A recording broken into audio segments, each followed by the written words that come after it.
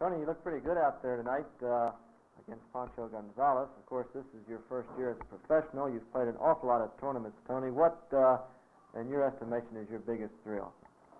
Well, Ed, I guess winning the Davis Cup in 1954 was my biggest thrill. Although the first time I won our national championship at Forest Hills in 1953 was a big thrill to me because it was the first really big championship I had won. I had won a couple of the national titles on clay and the hard courts, but this was really the first real big one for me, so that was a big thrill. Well, if you have a big thrill, you also must have a big disappointment, and what would that be? Well, I've had a lot of disappointments in my tennis career. I've been beaten a lot of times when I felt I should have won or when I certainly would like to have won.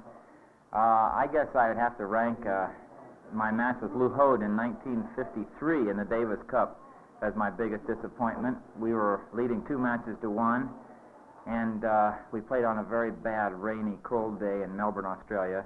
And I was playing knowing that if I won, we could regain the Davis Cup.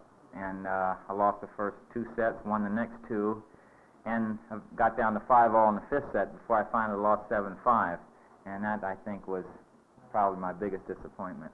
Well, the Aussies have taken the Davis Cup back to Australia once again. What do you think our chances are of getting it back? How soon?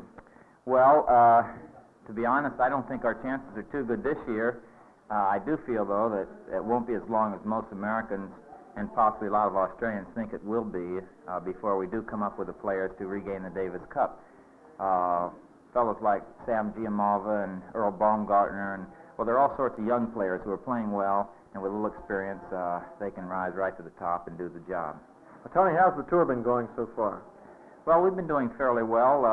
And actually, I'm not very happy with the results of the singles, but I'm doing all I can to try to close the gap. He's a tough man, you know. He serves very well. He moves extremely well. And, of course, he has the edge on the experience on me under these conditions, this type of touring. I found that the traveling plus playing a good player every night are the 2 most difficult things on the tour.